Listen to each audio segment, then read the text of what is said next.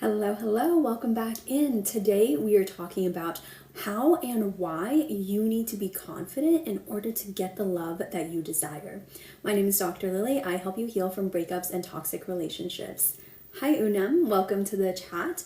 So we're talking about confidence today, and oh, by the way, if you hear any purring, that would be my cat. I am home for the holidays. So confidence. The type of confidence that you needs to be self-assured and grounded in truly who you are and not trying to prove your worth to anybody else. Because when you're actually coming from the energy of needing to prove that you're better than somebody else or prove that you're worthy of something, that's not true confidence, because that type of confidence is actually still looking for external validation of your worth, whereas real authentic confidence comes from knowing who you are and your value without needing that external validation.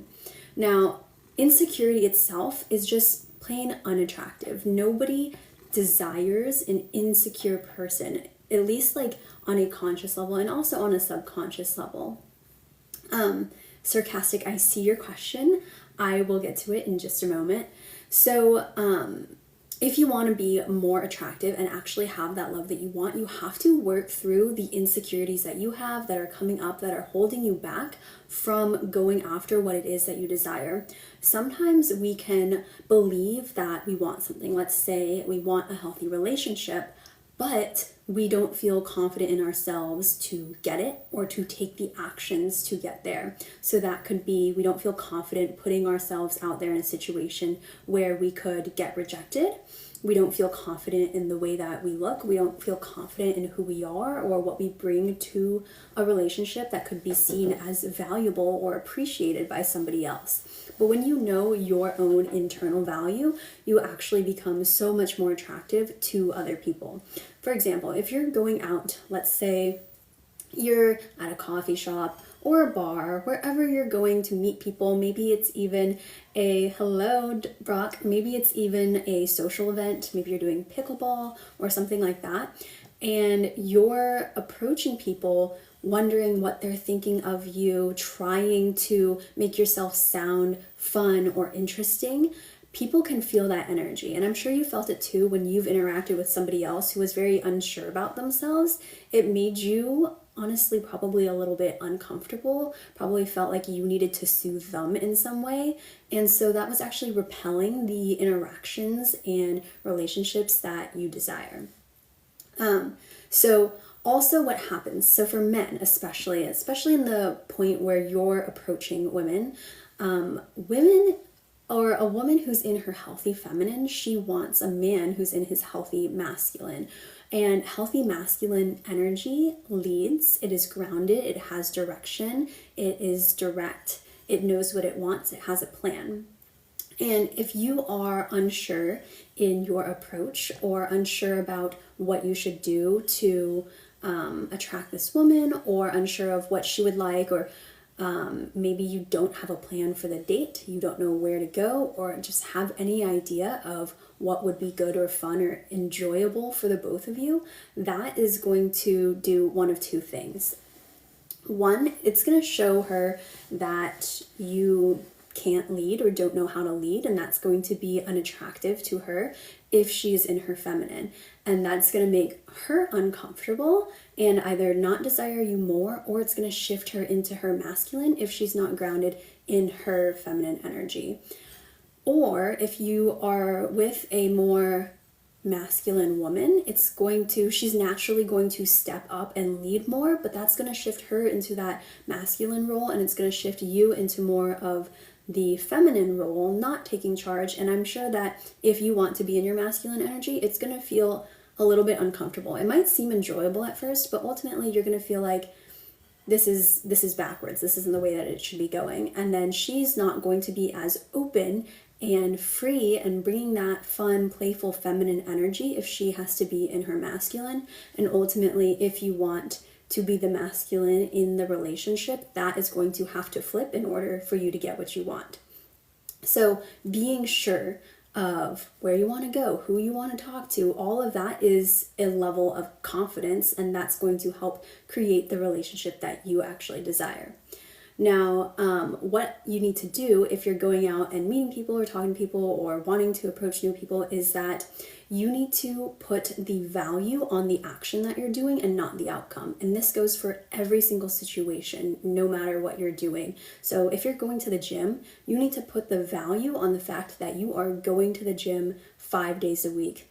I don't know what this is. If you're going to the gym 5 days a week, or you're going at 5 a.m. even when you don't feel like it, that is where the value is, not in the outcome. Let's say maybe you're tired that day and you can't push as hard as you normally would. Maybe you didn't, hit that PR.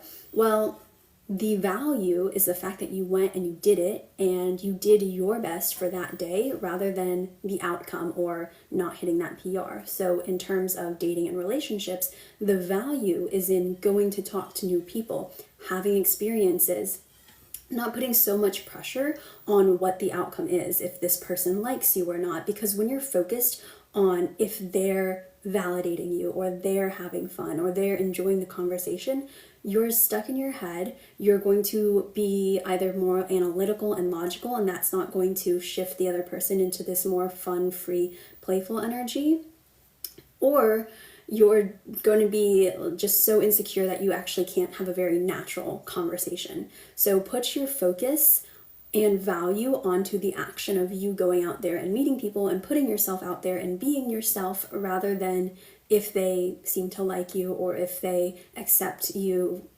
number or your offer for a date or whatever it is. Even if you're uncomfortable, you can name that discomfort. You can even share that maybe you're feeling a little bit nervous because you don't talk to beautiful women all the time, or you're feeling a little nervous because some other reason. Even naming that and being able to share vulnerably like that is so much more attractive and confident, rather than trying to cover up or pretend like you don't feel that way, or just continue to be awkward and not point out just how you're feeling. So emotions aren't bad. Emotions aren't showing weakness, and pretending like you don't have them doesn't necessarily make you any stronger or better than the next person. Now, there are going to be times where you're going to feel uncomfortable, and you don't always have to point it out, and it doesn't mean that you shouldn't do what you're doing, but you can also validate those emotions and share them, because sometimes that's even more endearing and more attractive than not. So I'm going to take a quick moment here to see what was in the chat, because I see that there are a lot of questions and comments that were coming up. So let me just check this real quick. Gotta scroll up. Unam says 100%. Sarcastic said, how do I resolve my my love for Dr. Lilli? I didn't read your question clearly enough earlier. I'm sorry, I can't help you with that. Jamie Lynn says, hi Dr. Lilli, how do I help my partner who has substance abuse issues? So Jamie Lynn, this is what's really important for you, is working on any control that's coming up for you. If you feel like you need to control their intake of substances, whatever it is, or make them do anything, this is going to shift you into becoming more codependent, which is also oftentimes correlated with more of an anxious attachment style. So you can provide them resources.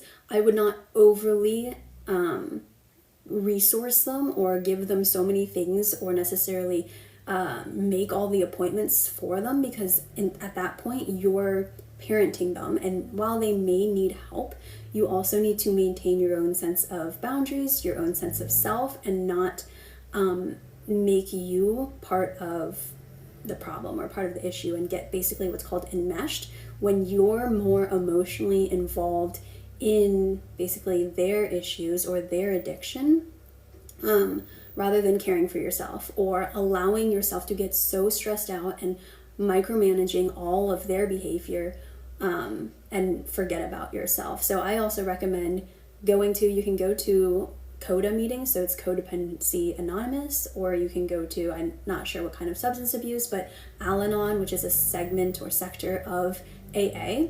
I've done Al-Anon, I did Alateen when I was a kid, but that's also super helpful to have that support group. Brock says, hi, Dr. Lilli, ghost of Nagasaki. Hi, Brock. I think I said hi to you earlier. Are you a middle child? I'm not a middle child. I'm an only child, actually.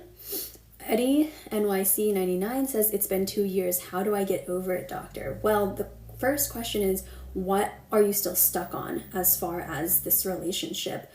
Likely at this point, since it's been so long, is you have created some idealized version of them, or they represent something to you rather than the person themselves that you're still attracted or attached to. So what is it that is keeping you stuck on them? And then we can work from there.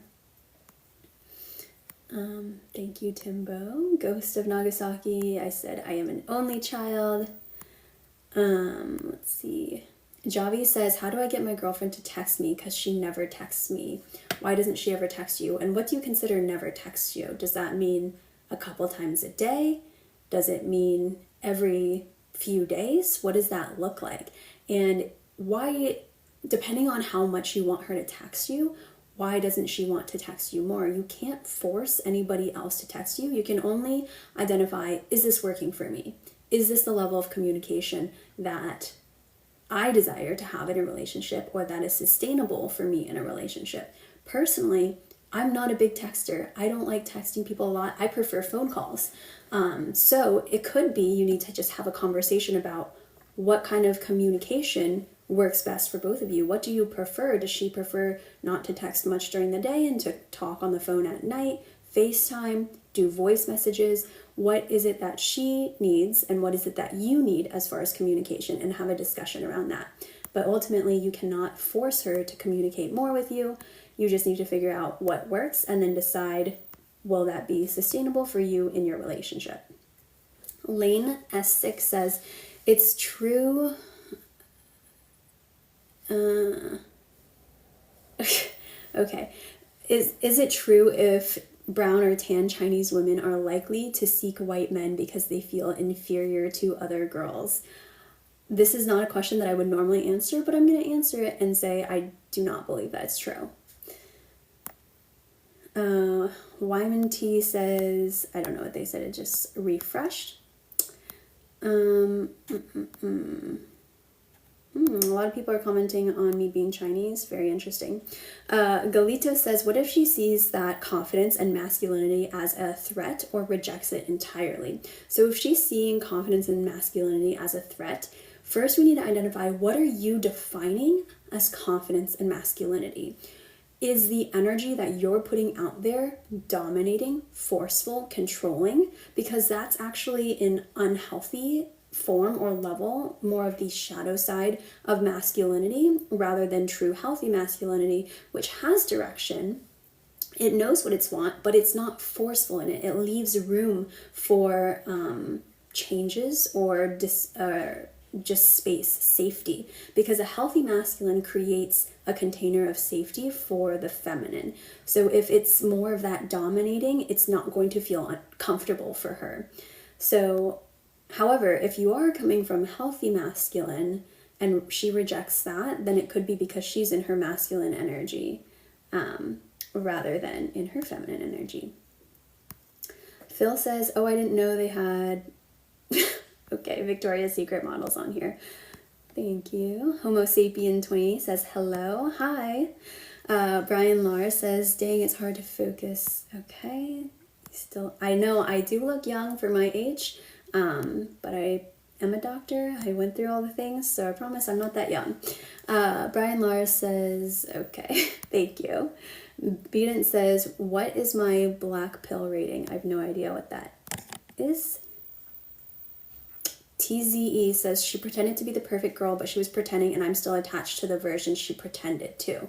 Okay, so realize that she is not that version of her. She completely misled you, and I'm gonna assume this based off of your words and what you've told me, but realize it's not her. And I think you do, based off of what you said, is you know that it's not her that you're actually attached to. It's the version that she made you believe that she was. So now take that version of who you think she was and figure out, okay, how can I actually get this woman? And what about this version of her that she made up? What about this other woman? Consider her, this being, as completely separate. That's not her. This is a different woman entirely. What about her did you like, appreciate so much? What is it that you're drawn to? Could it be because that woman is super confident? And how is that reflecting back to you? Could it be because she's super soft and feminine? And what is that saying about you? Is it saying that maybe you're either appreciating your own nurturing nature within yourself, or you wish that you could show more of that caring side of yourself? Because everybody that we date or have a relationship with is going to mirror something back to us. So it's usually something that we either reject within ourselves or appreciate within ourselves. So what about her is that highlighting within you? Hope that answers the questions. Fred Star says, geez, you're bright with this. I'm not sure what she's saying. Am2001 said, let me scroll back up because it reloaded. My boyfriend broke up with me because of pressure from his mother and sister. Why did they pressure him? And reconsider this. Why do you want a man who is going to sabotage the relationship because of his family? Now, family is important to a lot of people, but those relationships in his life aren't going to go away. And if they have something against you, or they don't like the dynamic of some sort, that is always going to interfere with your relationship, which is going to be challenging for you. And two, if he can't stand up to his mother and sister, if he truly loves you and wants to be with you and sees you as long-term, then that is going to be a problem ultimately for the entire relationship. And he's always going to put another woman in his life, aka his mother or his sister, above you. And he doesn't actually know how to lead a family if he's going to always be controlled by his mom and his sister. So I hope those reframes help you. And I'm happy to work with you further. I do private coaching as well if you need more support there. Lane says, it's definitely true. You are just in denial. I don't remember what they said, but I think it's about the Asian women situation with the white men. It could be, honestly, but it also could be other reasons that they're attracted. Eddie NYC says, she was my first long-term relationship, almost 6 years. It's been 2 years since we broke up. Almost 6. Wow, that was a very long relationship, and it takes time.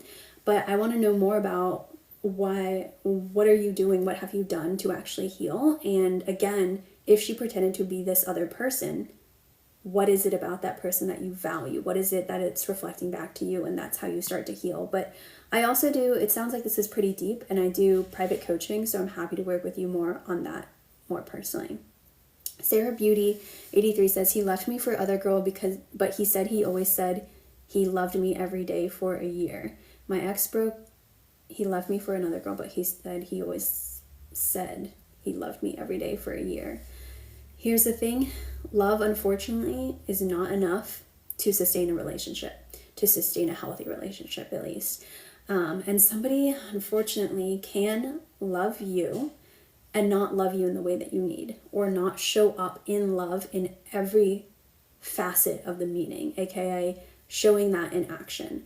And he also could just entirely not be ready for a real healthy relationship. You could have brought out things in him that he wasn't ready to face, or he's not able or ready to be the man that you need in a relationship. And so he went to somebody else who would accept something different. And that's okay. And that just shows you that you have a lot of value. You are deserving of a man that can show up for you. So don't make this mean anything about your worth. Odalis says, my ex broke up with me and I was sad for a week, in denial, but now I'm just angry. Is that normal? Yes, that is very normal. Allow yourself to feel the anger. You can do, this is one technique that I give my clients sometimes. It's called the liver chi punching exercise. It's from Qigong. And basically what you do to move anger, because liver in Chinese medicine is the organ that is correlated with anger. And that channel of the body, that liver meridian can get stagnated or overactive in some ways with anger. So to move that and move it out of your body, one, you can just do exercise. So any sort of movement is really helpful to release anger. This exercise, what you do is you inhale with your fists in, and then you exhale and punch one fist out, then inhale and punch the other fist out, and you do that 36 times on each side, so a total of 72 punches, and that really helps to release anger that's being held inside and helps to move the energy of that liver meridian. Eddie NYC99 says the memories are still stuck in my head. My guess is what you're doing is you're replaying those memories. When they come up, you're allowing them to continue to replay, to make you sad, and you're dwelling on them. So if you want to work on the dwelling, this is something that I work with a lot of clients on, because this is so common, especially after a breakup, and it's so hard. It can feel so hard, especially if you don't know how to break through it, to actually get through that. But that's something I do a lot with clients, and there are ways. But just remember that it's your brain trying to keep you stuck, trying to hold on to this thing, which means that this is also telling me that you had some attachment to her because you saw value or validation, or you got something from her that we'd have to dig deeper on. And that's why you are so stuck on her and the relationship. And that's why your brain is seeing it as safety, and replaying all of those memories rather than allowing you to move forward. So you have to actually break that pattern in your brain in order to be able to let that go and move on.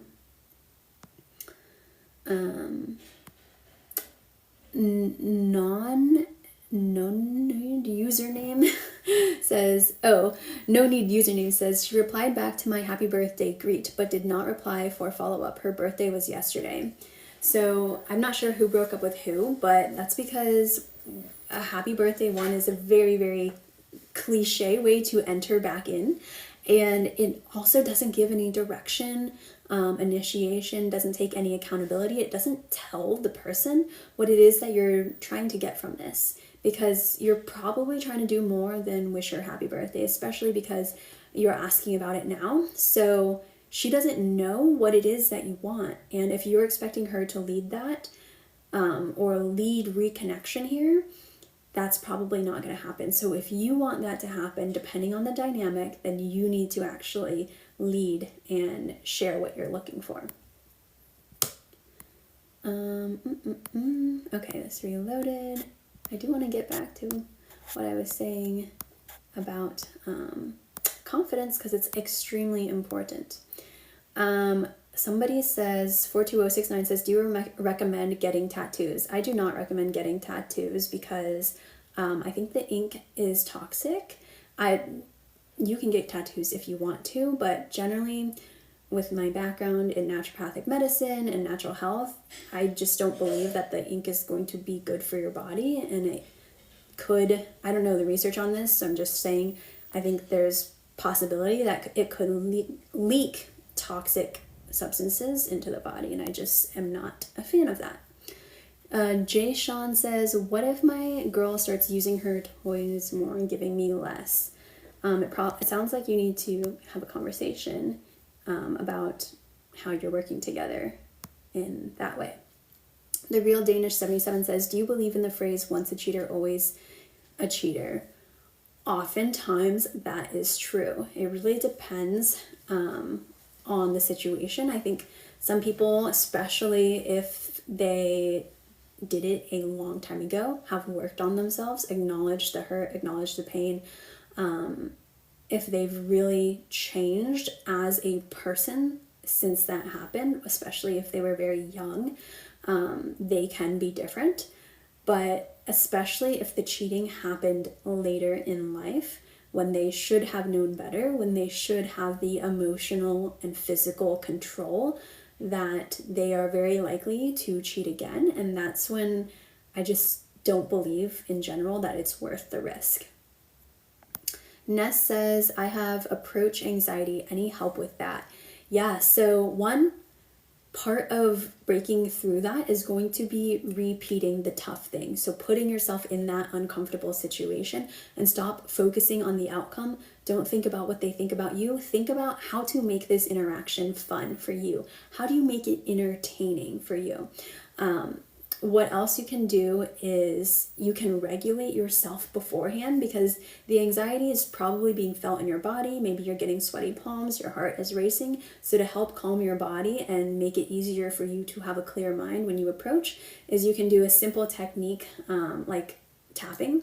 So you can do the butterfly tapping on your chest, where you cross your hands like this, tap underneath the collarbones, and just alternate tapping on each side, and that helps to calm the nervous system. It's stimulating an acupressure point. It stimulates the parasympathetic, or that rest and digest system, the vagus nerve in your body, and helps to bring your body back into a more calm and regulated state. So those are a couple things that you can do.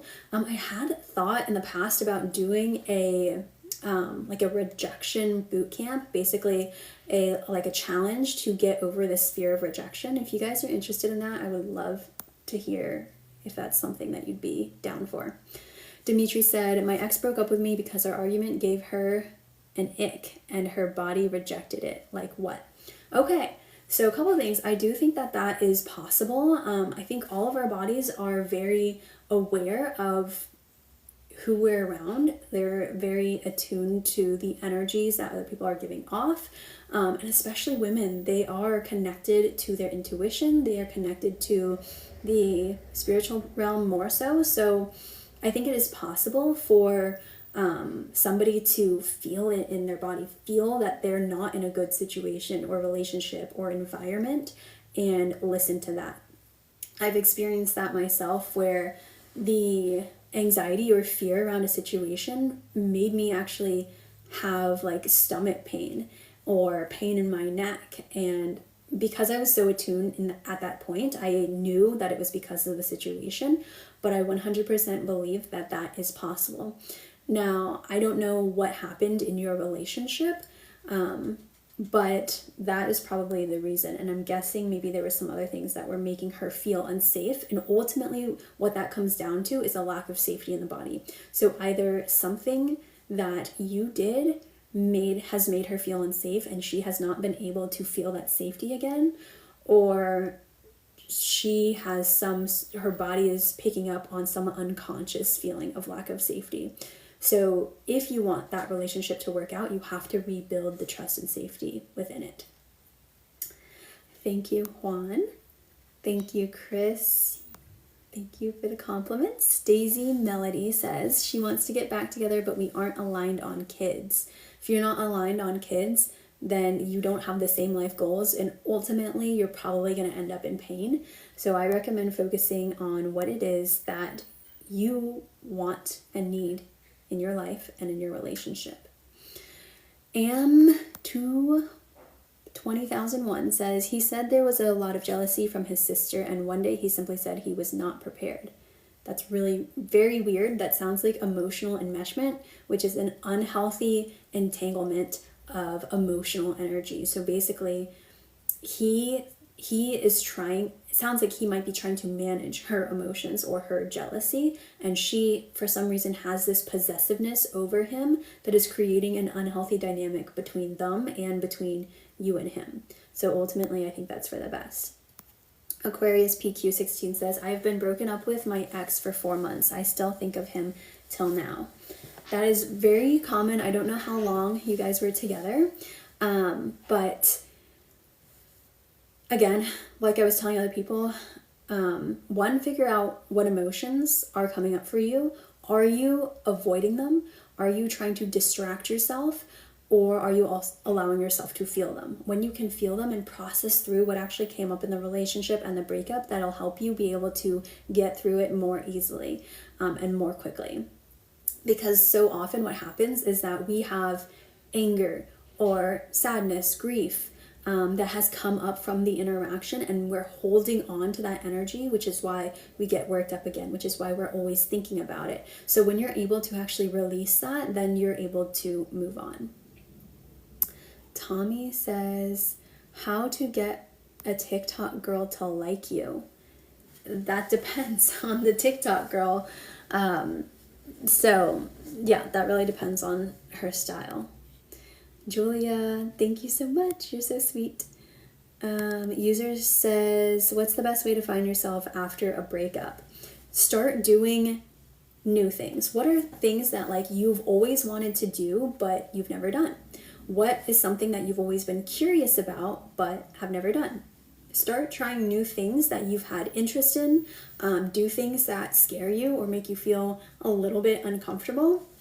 Whether that's just going out to new places, new events, meeting people. Start having new experiences and rediscover who it is that you are. Figure out, you might even want to make a list, I've done this before, where you write out, what is it that you like? What is it that brings you joy? What makes you feel young and like a child again?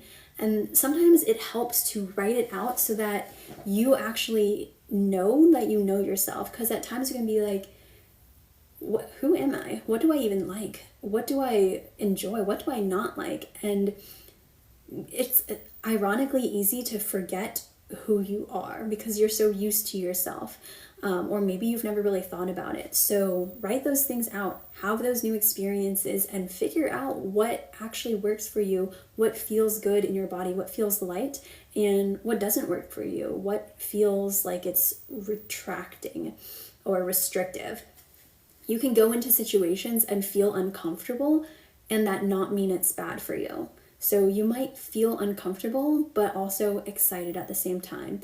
And that's a good sign that this is something that you should continue doing, even if it's uncomfortable to start with, because discomfort is where you grow. That is you cannot grow without being uncomfortable in some way. Even physical growth. There's a reason that growing pains exist. Not everybody feels it, but there is a stretching that has to occur in order for you to grow. Brian D20 says, I want to text my situationship after no contact. I miss her. Why do you miss her? And it's a situationship? Who's the reason why it was a situationship? Because either if it was you that wasn't committing, then you're probably going to just hurt her if you don't want to be in a relationship. If she doesn't want to be in a relationship, you're going to hurt yourself because you're still not going to get what you want and you're just going to reopen the wound. So depending on what happened, I wouldn't recommend it. Sinai, I remember you. Tips on working on myself more. I've been single for almost 9 years. Maybe that's the problem. Maybe the problem is that you are trying to work on yourself so much that you're actually rejecting parts of yourself. So it sounds a little bit backwards or ironic, but if you are trying to fix yourself or control yourself or make yourself likable in some way, that could actually be blocking you from having the person in a relationship that you desire. So I would start with, in what areas or what ways are you trying to be overly controlling in your life? Where are you trying to manage other people's perceptions? Where are you trying to make everything be a certain way in your life in order to feel safe? I would love to talk to you more deeply on this, but that's where I would start. Adarsh Rai says, oh, okay, that's a lot of bones. Okay. Alice Lou, oh my gosh, everything just reloaded, so let me scoot back a little bit again and see what else you guys have to say in here, and then I want to get back to my stuff. So how can I know if problems in a relationship can't be fixed because it's related to their personality? Personalities don't exist. I mean, they do exist, but they don't. People think that your personality can't change. Your personality can change. Your personality is built up of the experiences that you've had and your nervous system. So you might think that you are a super shy person, but ultimately you're actually, if you worked on the things that are making you feel shy, which a lot of time is insecurity, fear of judgment, that's not your personality. When you stop feeling so insecure, when you regain your confidence and you stop caring so much about what other people think, you will naturally come out of your shell more. And so your personality isn't shy. Your personality is who you authentically are. But I don't know exactly what is going on in your relationship, but if there's no desire or way to come to a common ground. I don't think compromise is necessarily the best thing, because I think what should happen is coming to a conclusion that actually works for both of you, because oftentimes in compromise, both people are not getting what they actually want. And many times there's a way to actually make both people satisfied, like actually happy with what it is that is being discussed. So depending on that, I would figure out if it's something that can be resolved or not. And if I knew exactly what was going on, I could tell you a little bit more. Mock says, does having the right intentions mean you're a good person? Oftentimes, I believe that intention is really important. But you can have good intention and still hurt somebody, but that doesn't necessarily mean you're a bad person. I would say you are less kind of a person if you have bad intentions and you hurt somebody versus having good intentions and you accidentally hurt somebody. And I would also say that you should inquire more into what it means to be a good and bad person. Reginald says, TikTok girl, I would assume, is driven by clout, so have a large following. Depends on the TikTok girl. Mock says, same question. Awesome bruh dude says, hi, can you help me with becoming more social? Just tips. Yeah, so I think I've talked about this a little bit more. It's actually in my stuff that I'm going to talk about.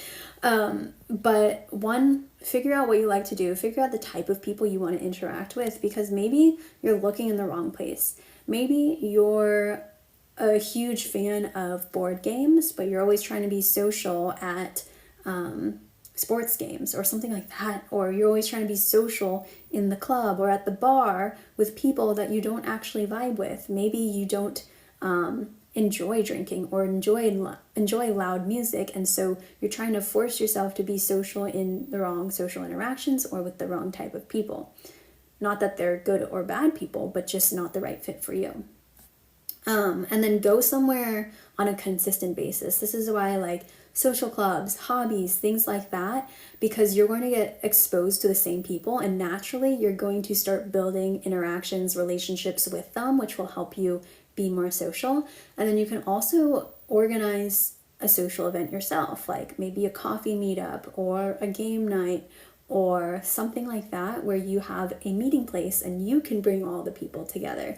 Even if it's just a bunch of random people that you know, maybe you all will have a great time. Nidsmel says, 48 days since my last contact, have waves of anger, hurt, and good times. Very, very normal. Allow yourself to process through the anger, the hurt, and don't dwell on all of the good. Remember the bad and give yourself the things that you need to help you get through that pain. Reginald says, isn't feeling two emotions like that simultaneously quite literally the definition of insanity? I don't know which two emotions you're talking about. I forgot already. That might have been my fault. But, you also said Maslow's hierarchy. Yes, Maslow's hierarchy of needs. Taking care of yourself, survival, food, water, shelter. That's lowest level. Top level is self-actualization, being able to live out your purpose, be who you fully are. And that's what I'm trying to help you all with. So you can feel two emotions at once. That doesn't mean you're insane. It's totally normal you can feel love and feel sadness at the same time. You can feel hatred and love at the same time, because in a way they're very similar. So I'm not sure which emotions you're talking about, but it is possible. I should have brought water. I always forget. Uber says, how can I tell my wife to stop leaving dishes for me to wash? Ask her. Have you mentioned this to her before? Just tell her that you would like additional help with the dishes.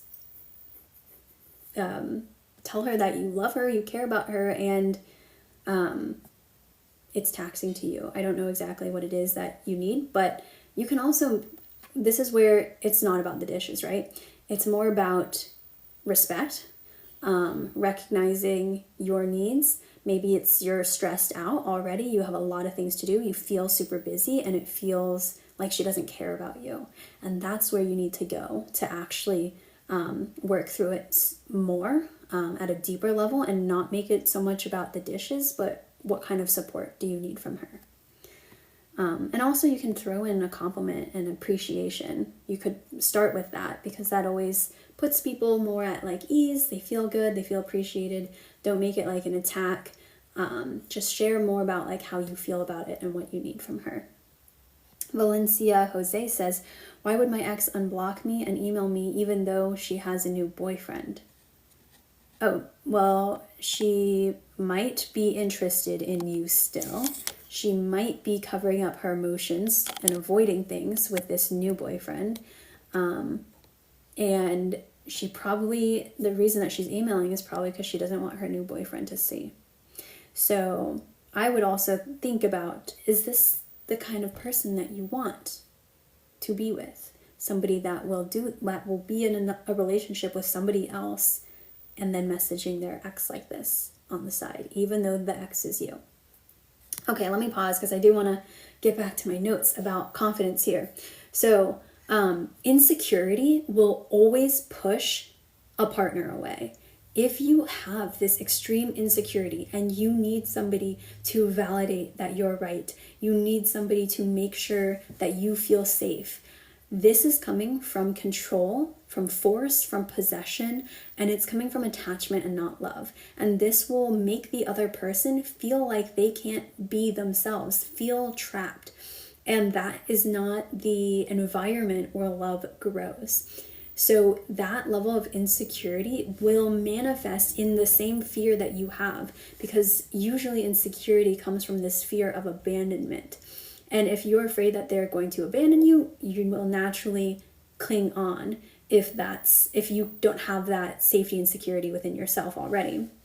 So when you do that, you create this claustrophobic environment for them, even if they're a secure person, even if they're healthy, because it feels smothering. Everybody needs their space. Everybody needs their independence. Nobody likes to be told what to do. And I'm sure you also probably don't like actually telling them what to do, feeling like you have to manage them or control them. So when you're acting out of insecurity, it ultimately does push them further away. And that's the very thing that you fear. So it's creating this self-fulfilling prophecy. So what you need to do is remind yourself of who you are, what you bring to the table, your value, that you're going to be okay no matter what. Learn to create safety within yourself. So this was that technique that I shared earlier.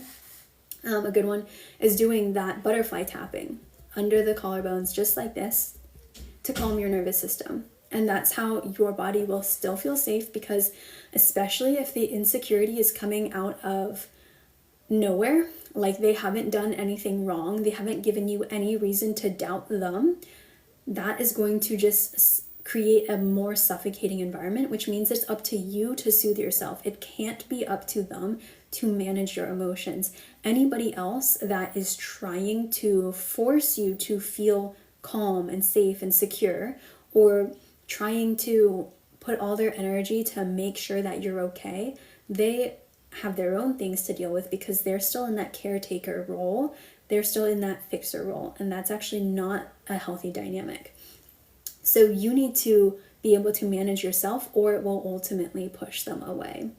And the other thing is, it's not loyalty if you have to control their loyalty, if you have to put in certain parameters for them to remain loyal to you.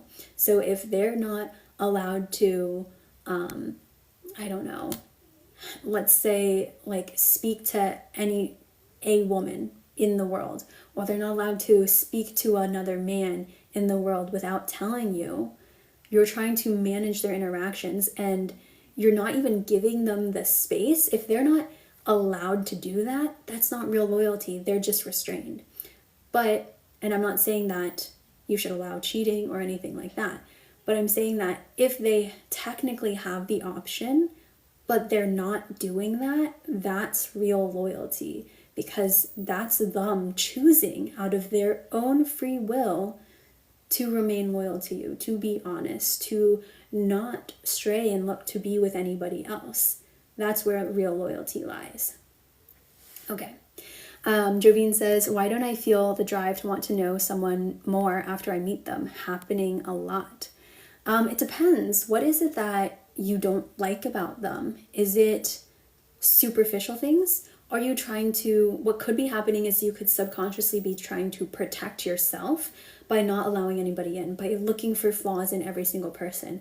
If the flaws are little and minor, maybe, I don't know, you like blondes and they're brunette, and so it's an automatic no. That's just a random example.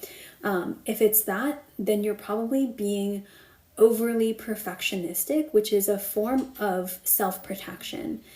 So you're actually avoiding the real vulnerability that comes with letting somebody in and starting to create a budding relationship. If it's real things like they aren't over their ex, then that's completely normal, and that's you having good, healthy discernment. Ellie says, if my partner won't stop drinking, even if I've expressed I don't like it, you can't control your partner. And if they can't stop drinking, they could have a drinking problem. They could be an alcoholic, so that is not a great sign for you. And you need to figure out, okay, what are you able to handle in a relationship? If you really don't like that they drink, maybe they're not the best partner for you. Maybe you're not aligned, because it's okay to have different values. It's okay to want somebody that doesn't drink because you don't drink. You're perfectly allowed to have that. So figure out like what will work for you, what won't for you, and go from there. Brian says, I haven't talked to her in 6 to 7 years. We were young and I chose to stay as friends and hurt her. You hurt her because you stayed friends.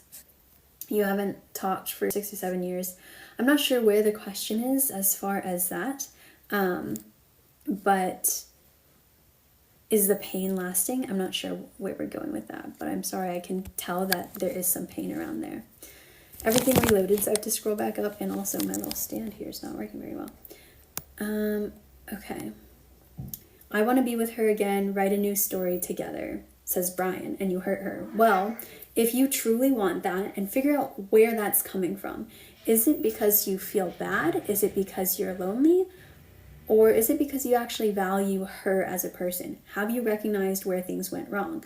That's when you need to take accountability, show your intention, and have this open, honest conversation with her. Yuma Empire says, are you going to answer my question? I didn't see your question, so drop it back down. Jovine says, another one. Why did my ex write me letters to BMT, but when I got out and offered to meet, she said no? I'm not sure what that means. Juan Hotboy1 says, I text her, but she really don't reply back to me. She really cold. What I do? It depends on what happened.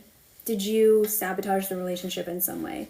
If she's really cold, it's probably because she doesn't trust you anymore. So you need to reestablish that trust, and a lot of times that means taking accountability for what did happen in the relationship. So I would recommend doing a private coaching session with me, and we can figure that out together. Okay, I am a doctor. I'm a naturopathic doctor licensed in Arizona. Kate Korizaka says, if an ex of 4 years says she's over you and 2 years ago she was saying I love you, is she over? She's probably not over you in 2 weeks. I'm not sure what happened. Just to clarify, I am a naturopathic doctor. In the state of Arizona, I can practice medicine. I'm a primary care physician. I can run labs, prescribe medications if needed, but mostly I treat naturally. So blending Eastern medicine with Western medicine. So I do a lot of different things, but I am licensed in Arizona. Juan Hotboy1 says, she hasn't deleted me from social media, but she said she has no more feelings. She might be lying. What's the difference between initiating and chasing? That's a really great question. So initiating means you're opening up this door. You have intention. You have direction with what you want. And you're getting reciprocal feedback from her. So that doesn't mean she is initiating and planning dates.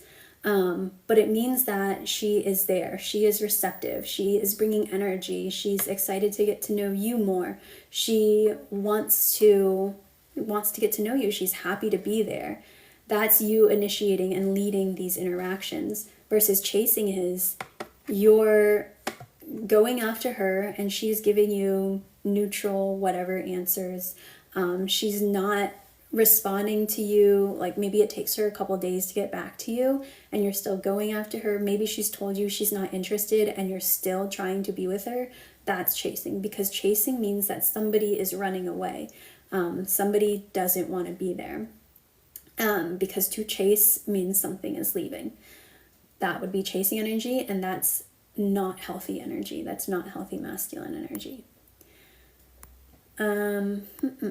Alice Lou says, he doesn't fulfill my needs. I love deep talks. I want to be taken care of. He's trying to improve on it, but how can I know if it will work or not? I want to break up if nothing will change. So depending on how long this has been, it might not change. He says he wants to improve, so that's good. Maybe you need to be clear about what it is that you need to see, and figure out why you're staying with them. Like, what is it that you value about them? Is it worth it if they do change these things? Are they more minor things, or are they super big and important? And if it doesn't change, will you be okay with it? If it's something like, if it's a long-term relationship, give it a certain time frame to see the change, and then figure out, okay, is this actually working or is it not? And then make your decision. That's not an ultimatum. It's just figuring out how long you can handle this, because you can't let yourself be in a situation that's not good or healthy or fulfilling for you for years and years and years. Sorry, that's my cat in the background. Reginald says, no, you can feel two emotions, but two conflicting emotions, that's different. It is, but you can feel them both. It doesn't mean you're crazy. Nez says, I need help approaching. I think we talked about that. If you feel happy and sad simultaneously, is that rational or irrational?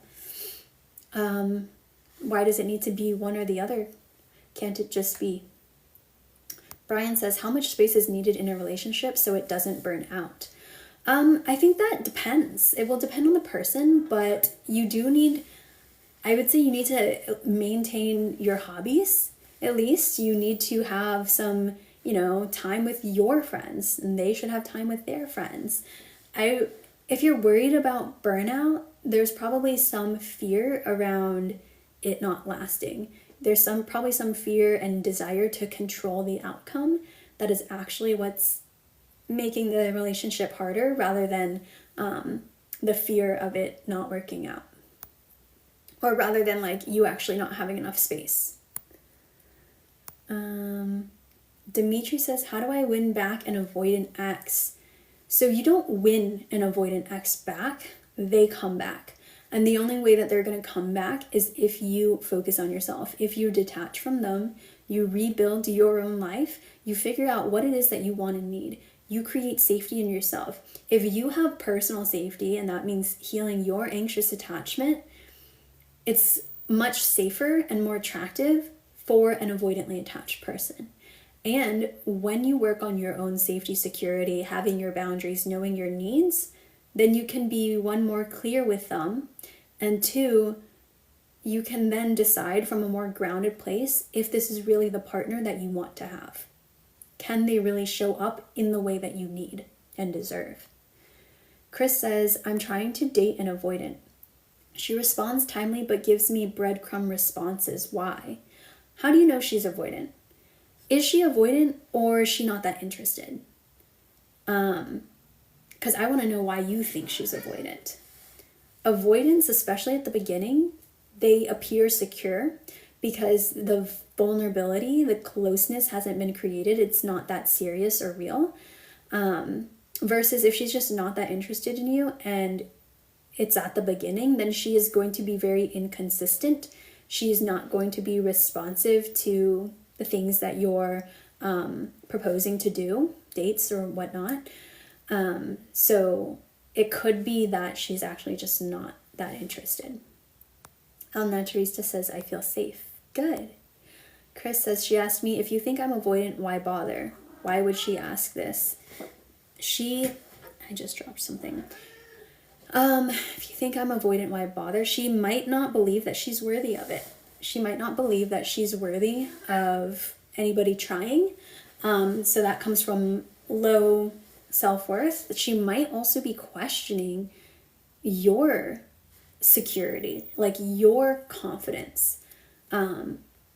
If somebody doesn't believe that they're worthy of love or a relationship, and somebody else is putting in the effort and trying, they might start, I think it would be natural to question why somebody would want that.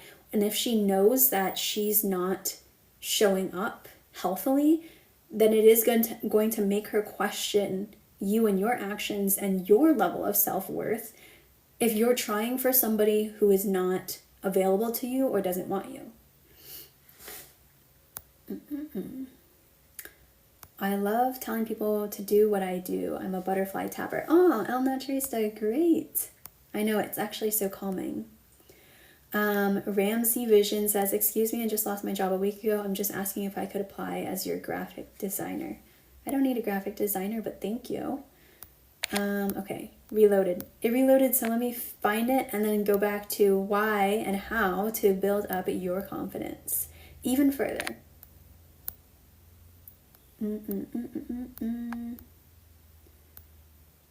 Somebody asked, as I'm scrolling back, someone asked if I'm a flight attendant. I am not a flight attendant. I am a naturopathic doctor and relationship coach. Okay. Oh, that was the last, where I stopped. So Josh, that man, says, what is your view on a girlfriend that only wants to kiss me when she says so? Depending on how soon, like, it sounds like she's a girlfriend. I don't know how long you have been dating, but if she only wants to kiss you when she says so, she might not be that attracted to you. Did that attraction steeply go down while you were together? If it did, there could be a loss of polarity. She might not feel safe. There could have been something that made her less attracted to you. The other thing is, it is possible that maybe she does have a more avoidant attachment style, and avoidance will sometimes try to create space by creating physical space, so not being as physically intimate like that. So that those are the couple of things that it could be that come to mind. Alice Lou says, how do you know if you still love them and want to work with them on solving problems? So you can love somebody and not be in a relationship with them. You can love somebody and recognize that the relationship isn't going to work out for you. So love isn't the determining factor of if you should be in a romantic relationship with someone. A better set of things to look at if the relationship is worth fighting for is, one, if the other person's showing up, if they want to make it work, if they're emotionally available and putting in the effort to create a healthy relationship with you. Those are really important. If you have shared values, if you have shared goals, shared life vision, if you understand each other and understand how to meet each other's needs, those are going to be better determining factors for if the relationship is going to be successful and worth working on. Because if the other person doesn't want to work on it, or if they can't, if they're not emotionally available, but you love them, that doesn't necessarily mean that it's a relationship that you should continue fighting for. So are they putting in the effort? Are they taking action, not just saying they're going to, or not just saying they're trying to? And if they're not, if they want to, but they're not doing it, they could have some subconscious blocks towards that. And that's what I would want to work on too. Joven says, BMT is Air Force boot camp. She wrote to me while I was in, just keeping me up to date on her life. I don't know what that, when I got out, she never said anything to me, so I gave her a call and asked to meet for the holidays. She said no. Okay. She might just be using you for comfort. And at that point, you probably should just focus on yourself. If you want a relationship with her and she doesn't want a relationship, stop putting in the effort where it's going nowhere, because you're ultimately going to hurt yourself and you're distracting yourself from the actual woman who can show up for you, who wants a relationship and wants to be with you. Lo says, she didn't say move on and she didn't say wait for me. What should I do?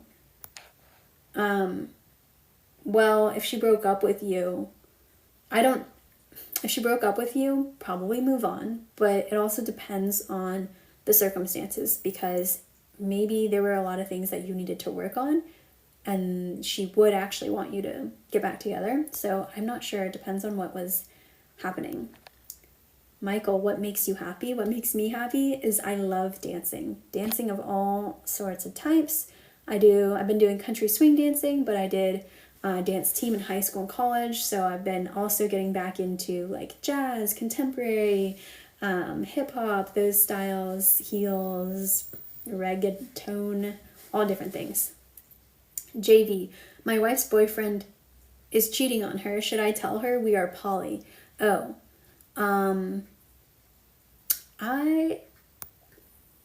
yes, maybe. That kind of depends on your morals and your like relationship with her. Is that something you think she would want to know? And you can always ask her, like if you knew about infidelity within a poly relationship, would she want to know or would she not want to know? You can do the same thing. You tell her whether you'd want to know or not want to know, and then you can base it off of that. But also, it's going to come down to what you think is morally right. Erica Annette says, how do you ask for more effort when they have kids and not a ton of bandwidth? The effort gone down. Depends on the kind of effort that you're looking for. What I would recommend is telling them like what you like, what makes you happy, expressing those things instead of telling them what they're doing wrong. Focus on the things that they're doing right and what you would love to see, and bring like very positive, happy, feminine energy into that. And also, figure out if this is the lifestyle that's ultimately going to work for both of you. Remy Boys says, hi, is a long distance online toxic relationship a common issue nowadays? If it's long distance, online, and toxic, I haven't heard of that as much, the long distance toxic relationships. But at that point, what value are you getting from it? Okay. Oi says, help, how to get rid of a hickey I got from unclear relationship with my ex. Put some makeup on it, put some ice on it. Actually, homeopathic, this is not medical advice.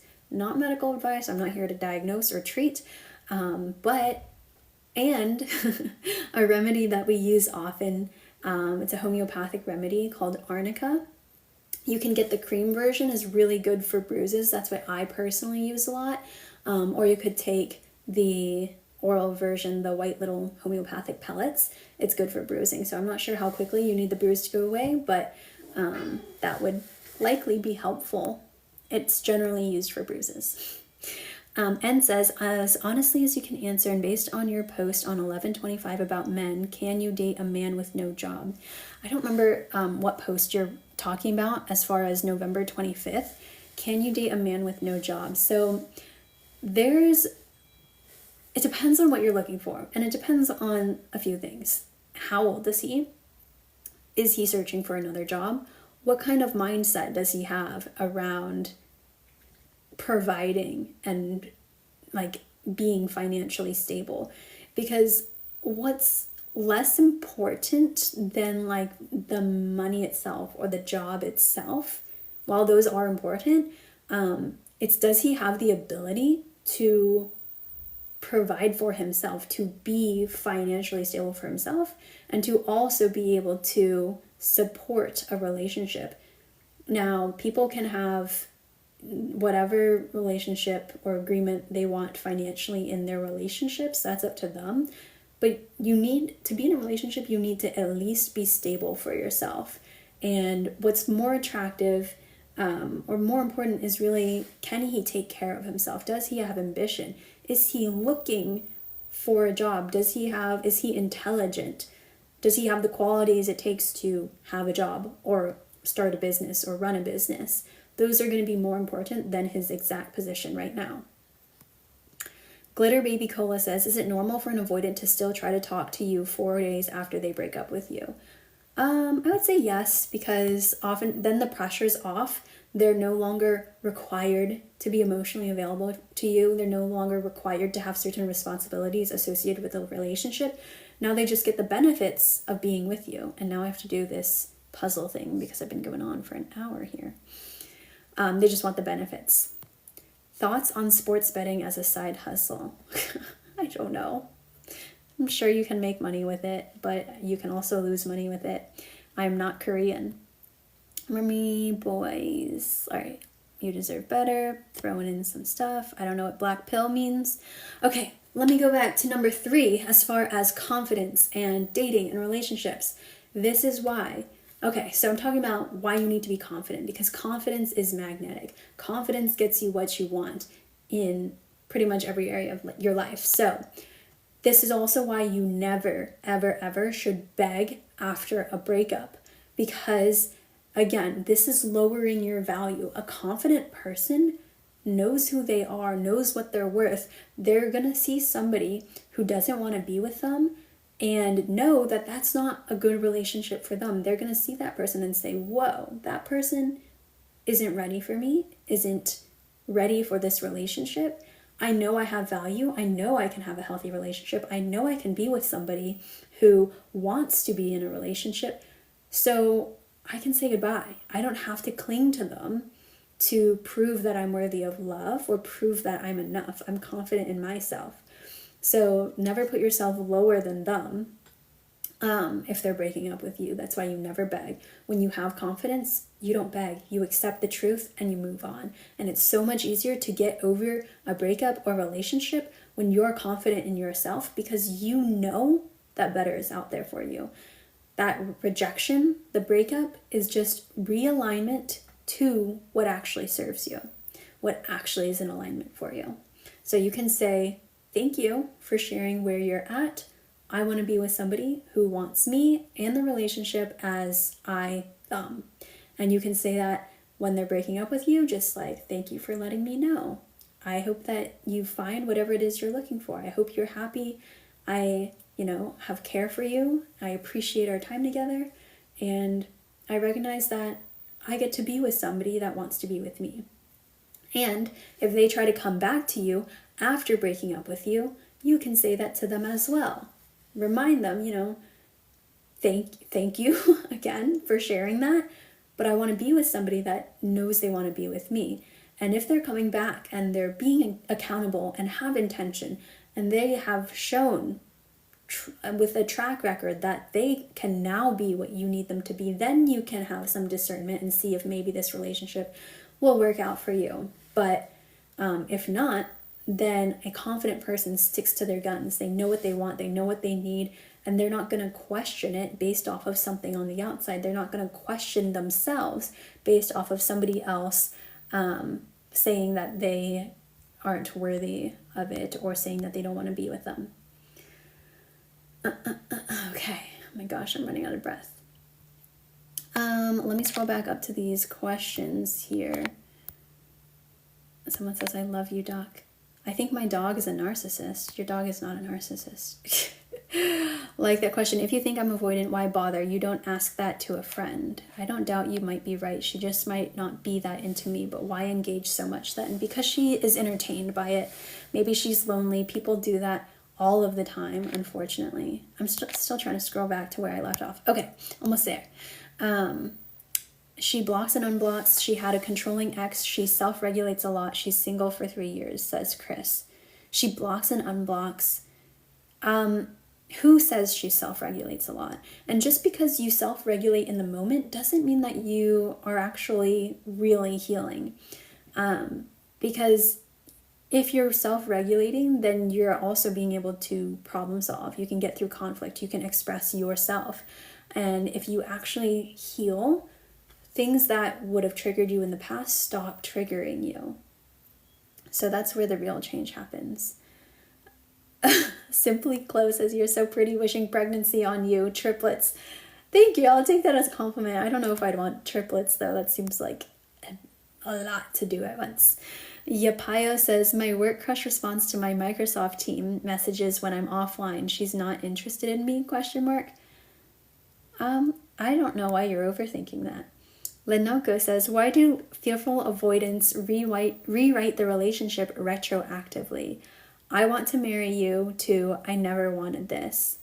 because suddenly they're pulling away. They need to create space. They need to, fearful avoidance, they tend to be anxious and then avoidant. That's why they're fearful avoidance or anxious avoidance.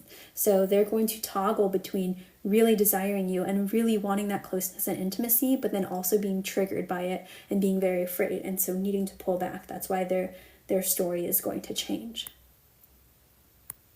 Remboy says, how does your work impact your relationships? Definitely way better. It brings a lot of insight. I'm much more self-regulated. I can share honestly and vulnerably with people. It's helped so much, and it's the reason why I got into this work, is because I did all my own work. Not to say that I'm done, but I did a lot of personal work and personal growth, and that's how I got here. I am a real doctor. I'm a naturopathic doctor licensed in Arizona. I can do primary care. I can prescribe medications. I can also do way more than that. Treat the root cause, heal with natural remedies that are oftentimes just as powerful or even more powerful, and with less side effects or none at all sometimes, depending on what we're doing. So yes, that's the kind of doctor I am. Dimitri says, my ex still has pictures of us kissing on TikTok, but still post her smiling after the breakup. I think you're overthinking it. Come back to yourself. Chris, JV, I wish I would get a response from who? I think I answered you, so I think we got that covered. Be unique. I love you, Doc. Lots of love to you. Joven says, the circumstances were bad but workable. We worked it out for 2 years before I ended it. They were bad but workable. It sounds like there was more to the story than that. It sounds like there was something deeper. And what the reason that they were bad is really important. Mr. Gentleman, you are welcome to ask something. I agree with the first take. It's just for comfort, so I'll gladly keep to myself and not allow her to access me. That's probably for the best. Remboy says, I'm in a toxic poly long distance online relationship. What is that bringing to your life? Is it causing you stress, causing you pain, causing you strain? Is that draining you? It sounds like if it's toxic, it's going to be draining you. So why are you in the relationship? What are you getting from it? Not just on the surface level, but what is that providing for you? Does it make you feel validated? Is it confirming that you can't have a relationship because there's some belief that says that you're not worthy of that? What underneath that is being revealed through this experience? Mr. Gentleman, how can I get a girlfriend? 1, be a gentleman. 2, have confidence. 3, know what you want. I think honestly, it's pretty simple in a way to get a woman. Now, people are going to disagree with me on that, but what a woman needs is pretty basic. Ultimately, she wants to feel safe and she wants to feel adored, devoted, loved, cared for. Some people think that that's not true. There are a lot of unhealthy women or toxic women who like the thrill, the chase. But you need to ask yourself, do you want any woman? Do you want an unhealthy relationship? Are you trying to be in a relationship to try to be drained? Or are you looking to be in a relationship because you want to be uplifted? You want to grow together. You want to build something beautiful and elevate the happiness that both of you feel on your own even greater. And if that's the case, then 1, you won't settle for a woman who wants the toxic high-low roller coaster of a relationship. And 2, when you're of that mindset, you don't settle for anything less. You are then aligned and attracted only to that type of woman. And then they show up everywhere in your life. Yessie says, how do you keep the spark alive once 2 weeks of talking have now caused him to cool down and pull away? Focus on you. It's 2 weeks of talking is not very long. So if you're worried about that, that means that this isn't going to go away. Excuse me. This isn't going to go away once you're in a relationship if you get to that point. So if you're worried about keeping the spark alive right now, My guess is that you have some anxiety or insecurity about being good enough. And right now, you need to focus on one, building up that sense of self-worth within you, and two, focusing on your life and having hobbies, things that you're working on, goals, vision for yourself. Because when your focus is only on them, that will naturally, kind of like when I was talking about the insecurity, that will naturally cause them to pull back. Now, this person could be avoidant, and then that's triggering your insecurity. That's why you're worried about it now. Or maybe you're over talking. Maybe you're spending too much time together or talking too much too early. And that's creating this like super fast feeling of emotional closeness, but also things that start fast can also end very fast because they're only based off of an emotional high and not real healthy foundation of connection. So when you focus on you, when you create the space, the distance, both physically, emotionally, that makes the other person then more attracted. It's about detachment, like I talked about. It's about having that confidence and creating the space to actually miss each other. Vex says, are relationships built on hypergamy? Built? I think there are a lot of hypergamous relationships, and I think that it makes sense from a biological and evolutionary perspective. So, yes. Be Unique says, Doc, I have been struggling. Thank you, Yessie. I've been struggling from a complex relationship. My girlfriend kissed me and her mouth stinks. Okay. If that's the case, there's one, she might not brush her teeth. Two, she could have a microbiome issue. She might not be taking care of her oral health, which is actually very important for you too. And she might not be taking care of her digestive health. And when you do kiss, you're actually going to be transferring those bacteria, as gross as it kind of sounds, between each other. So if her mouth stinks in the most kind way, I would bring that up. Or, sometimes just being honest is the best policy, but with kindness. Like, don't just say your breath stinks, but you can come from a place of actual concern and care for her, and remind her like how much you care about her, how much you like her, and I'm concerned because I noticed this odor and I want you to be healthy. I want myself to be healthy, that kind of thing. Yes, he says, same question in here. Lutendo says, navigating avoidant attachments commonly to prevent sabotaging relationships. What do you mean by that? Do you keep going for avoidantly attached people? Is that what you're saying?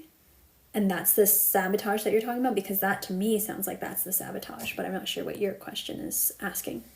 Nepo Baby says, I'm going to get married next month. Some opinion bothers me saying I should be careful about my fiance. I don't know where the rest of that went.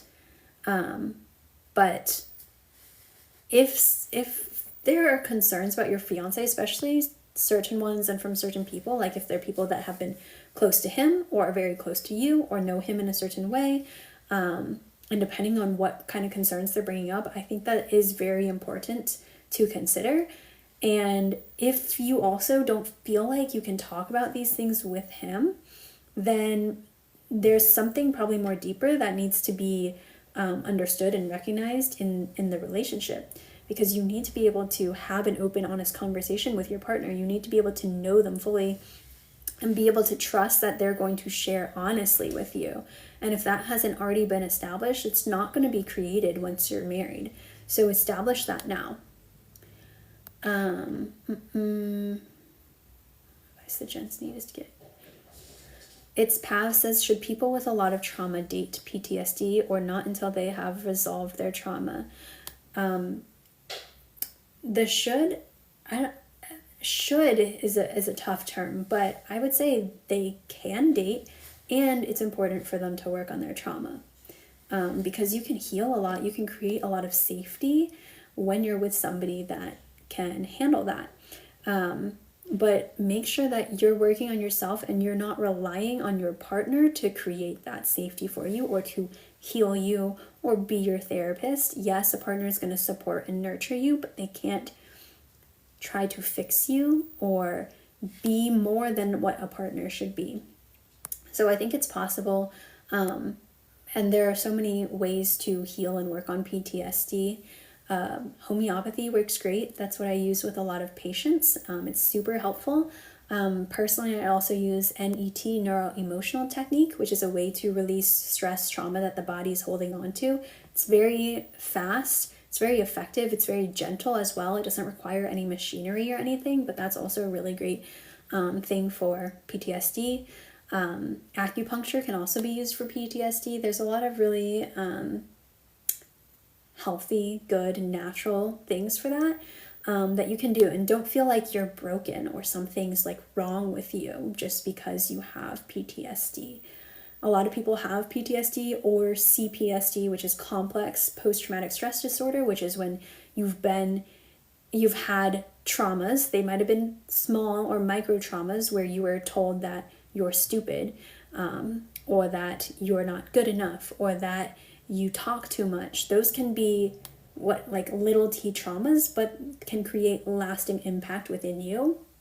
And when that happens over time, you have what's known as complex post-traumatic stress disorder. And basically it tends to be a lot of people that have traumatic upbringings.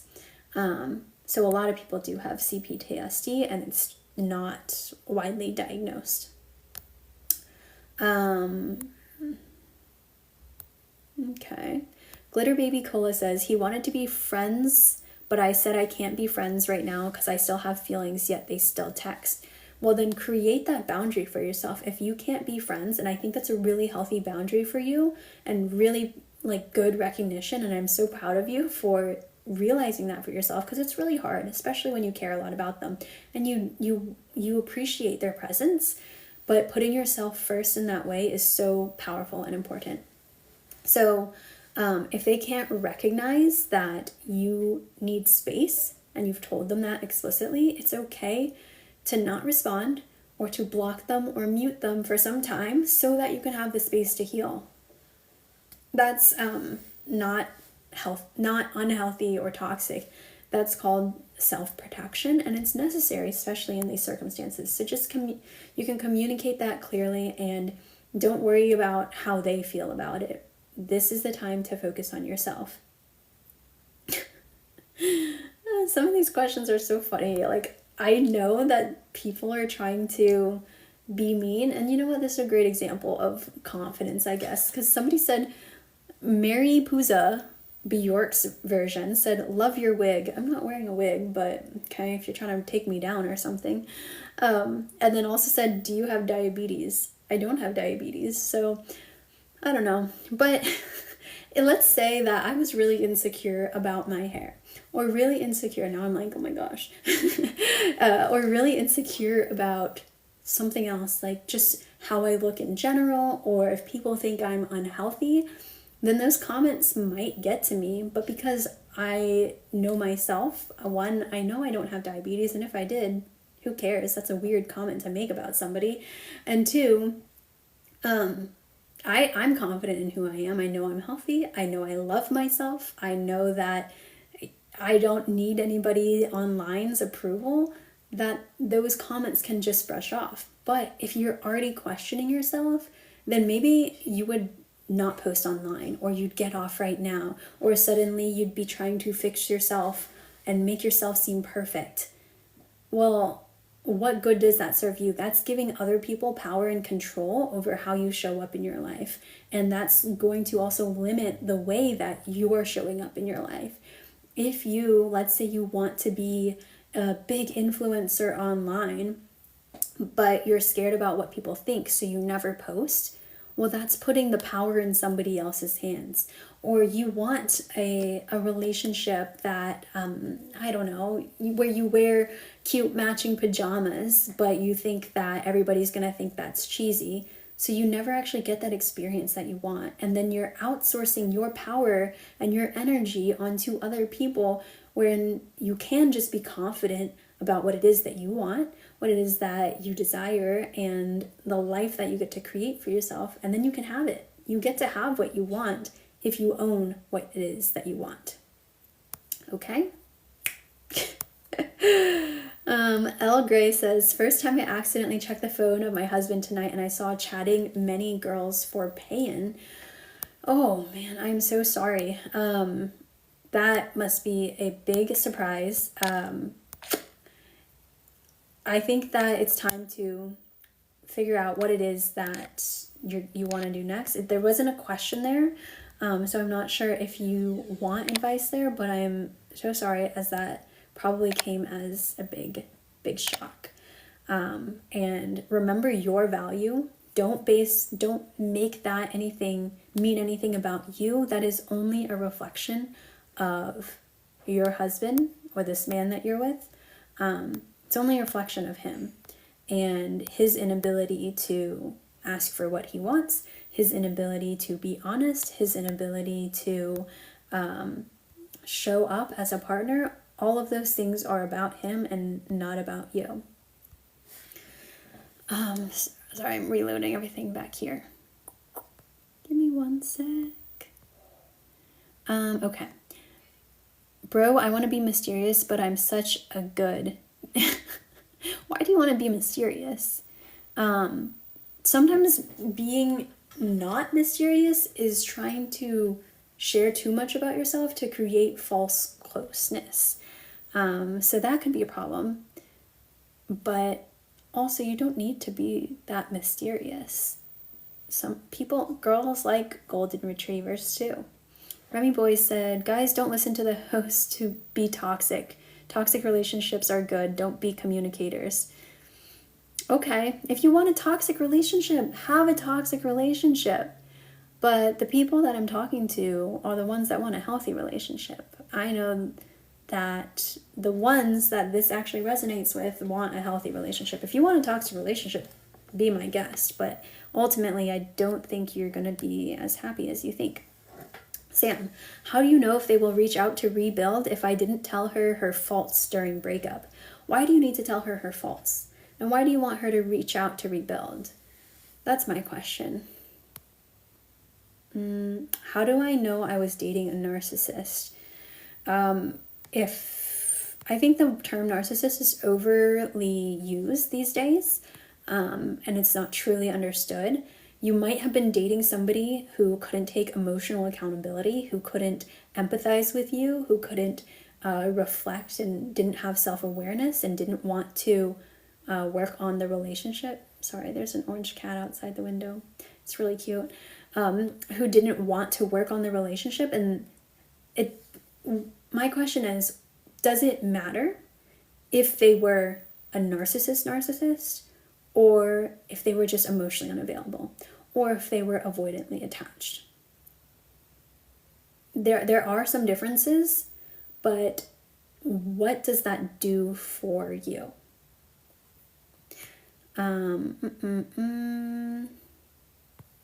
Ellie says, sorry, I think I missed my cue because of a call. Can you talk about partner drinking and not wanting to stop? Oh yeah, I did talk about that.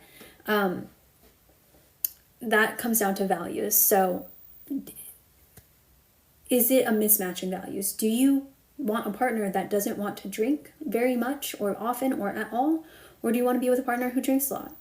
And ultimately, this is kind of the short form. I'm going to post the recording on my YouTube channel too, so you guys can re-listen to this. But ultimately, is that what you want? And it's okay to not want somebody or to want somebody who doesn't drink or doesn't drink a lot. Just know that you can't control them. So you need to figure out, is this right for you? Is this really going to be the relationship that you want? Okay, what's the difference between DA and FA? Dismissive avoidant and fearful avoidant. So dismissive avoidants, they fear intimacy, they fear the closeness, and their strategy to avoid that is to pull away. They have a lot of shame, they fear engulfment, and tend to be hyper independent. Whereas a fearful avoidant, they have more combination of the dismissive avoidant and the anxious preoccupied or anxious attachment. So fearful avoidant They really want closeness and intimacy and will oftentimes move and gravitate towards that. They have that fear of abandonment, but also the fear of rejection. So first they're going to really want this closeness, but as soon as they get it, then they're afraid and they want to pull back. And they'll go through this like cycle between really wanting closeness and wanting to be close, and then it being too close and that scaring them, and then pulling back. Whereas a dismissive avoidant, they will more want the closeness, but on that down low level, so on more subconscious or unconscious levels, they want love, they want intimacy, but they're afraid of it. So they never get close enough to really have it. Whereas a fearful avoidant will get that closeness and then will pull back. It's more extreme like this. Jalila, I have no clue if I'm saying that right. The Nature Girl. Hi from Washington, D.C. Hello from, I'm in Texas right now. Daddy Rex says, so good to see you got out of jail. Okay. I was never in jail. Brian, I think of her almost every day. Should I text her how I feel tonight after years of no contact? Why tonight? What is it that you're looking for? What is it that you need? If you really want to work through this, I recommend booking a breakthrough coaching session, and we can parse through every little bit of what it is that you're actually looking for and if this is a good idea and how you should go about it. Remy Boys is just really going out here with the awful advice. Valencia Jose says, why do avoidants jump into new relationships almost immediately? Because they can't be alone. They want to avoid their emotions. So usually once they've gotten out of a relationship, they may have some sadness, pain, or discomfort from that, but they will mask it with somebody else. And oftentimes they're looking for this perfect partner that they're never going to find because nobody is perfect. So they'll immediately jump into the next relationship thinking that, oh, this one's going to be perfect. And maybe they even believe that this person is amazing at first before they get to know them and before they have to open up. So it's so much easier to just bounce around from one person to the next rather than actually sit with your feelings. So oftentimes that's an avoidance strategy. Burlington says, Burling Tony says, do you find THC affects many people negatively? I think it can, for sure. Nurse Cynthia, what's the difference between a DA and FA? I answered that. Dr. Nismo Gaming says, what if partner is a covert narcissist that discards? They could be. So why do you want them? What is it that being discarded or being rejected is doing for you? Is it confirming the belief that you're not worthy of love? Is it confirming the belief that everybody leaves you? Is it keeping you safe from being in a healthy, secure relationship where somebody does choose you and that feels scary and different for your nervous system, so you avoid that? What is it doing?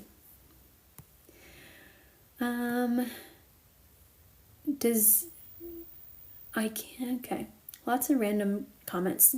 Jalila says, never been with an avoidant and how to deal with it because it's driving that my partner. Okay, if he's your partner and he's avoidant, my best suggestion is to approach it like a secure person would. So approach when you notice their avoidance, you can comment and say, oh, I noticed some pulling back here. Do you want to talk? Do you need some space? Do you want to talk about this another time? I noticed that you're shutting down. It's okay. I'm not judging you right now. They have a big core wound of shame, fear of judgment. So you can speak to that, tell them that you love them in every way and try to, be that steady, secure person for them.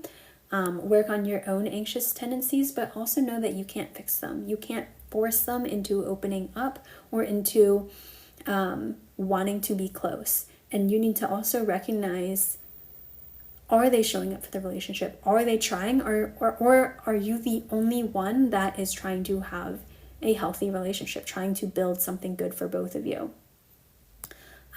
That's where you need to also figure out if this is good for you.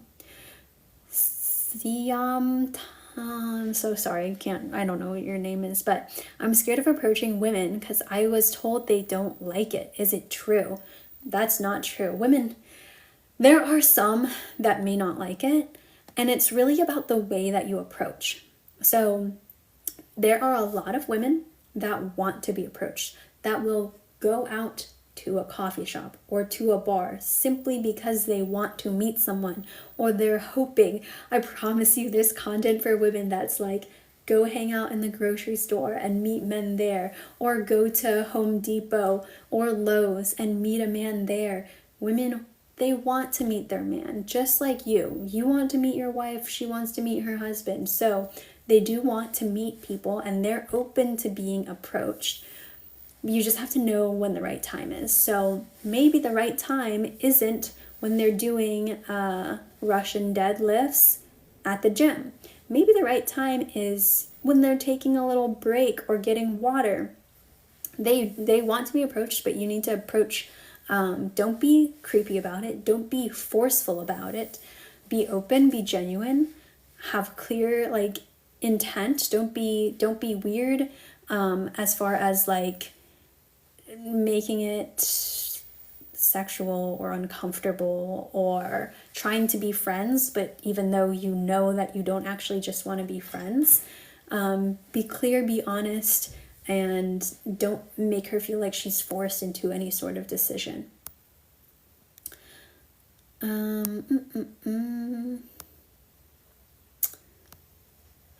Okay. Raf says, Doctor, does gambling affect your relationships? It definitely can. One, if it's affecting your financial status, especially if you're married and your finances are tied together, that's going to have a big impact on your relationship. If you can't control yourself, if you're constantly gambling, that it can be a problem.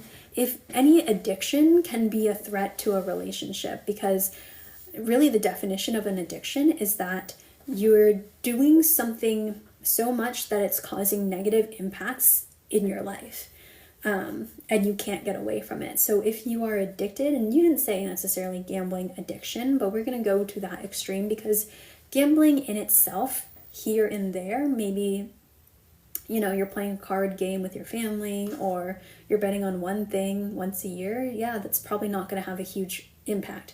But if it's over and over, and it's affecting you in multiple ways, or draining your quality of life, or taking time away from spending time in the relationship, yes, that can hurt the relationship. And oftentimes with gambling, there's a imbalance in dopamine in the brain, and so it's actually playing on that need for dopamine. And one addiction can also easily lead into another addiction, or if one addiction is resolved, it can be replaced with something else. So it could go from gambling to alcohol to sugar to women. It can change. So it's really about getting to the root of, and this is what Dr. Gabor Mate says a lot. He's done a lot of work with addiction. It's not why the addiction, it's why the pain. So what is it trying to solve?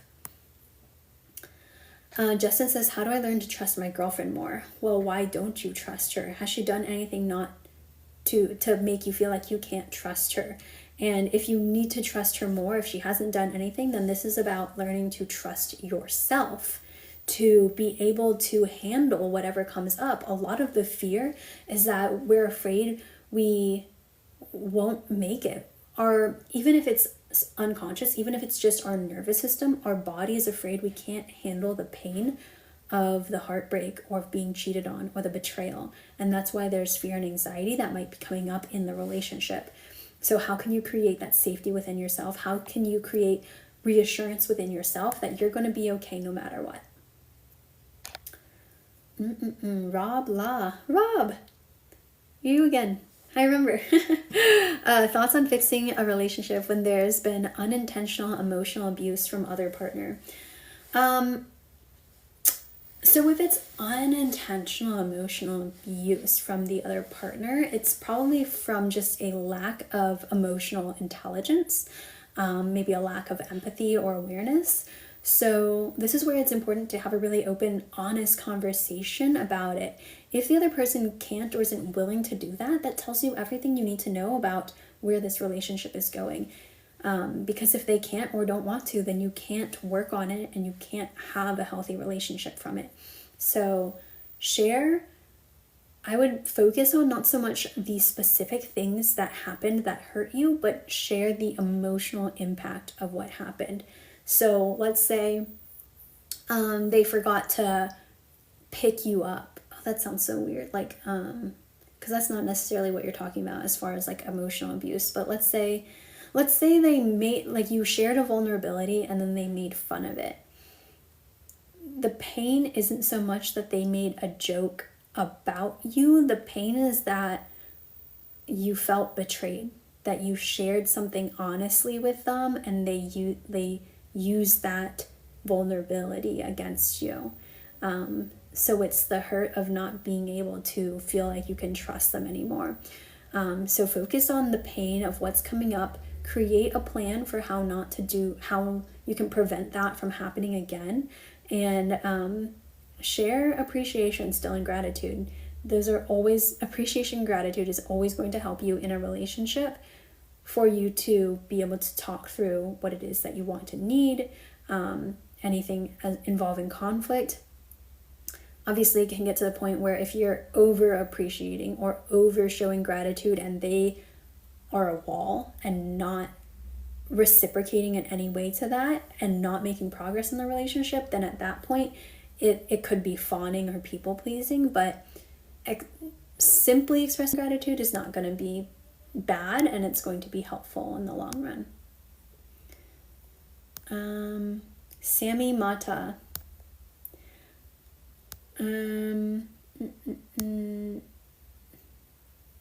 Lots of random chats in here. Okay, everything just reloaded. So let me real quick get back to my other couple of points that I started with. I always do this. So confident people take accountability, because you have to be confident in yourself to be able to say, I was wrong. I was at fault. This was my mistake. And if you're dealing with somebody that can't take accountability, or you struggle taking accountability yourself, that is a reflection of a lack of personal internal confidence.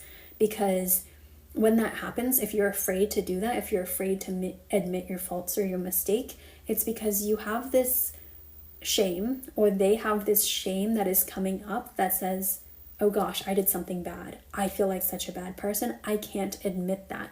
I can't admit that I was wrong. Otherwise, it's going to be too painful for me.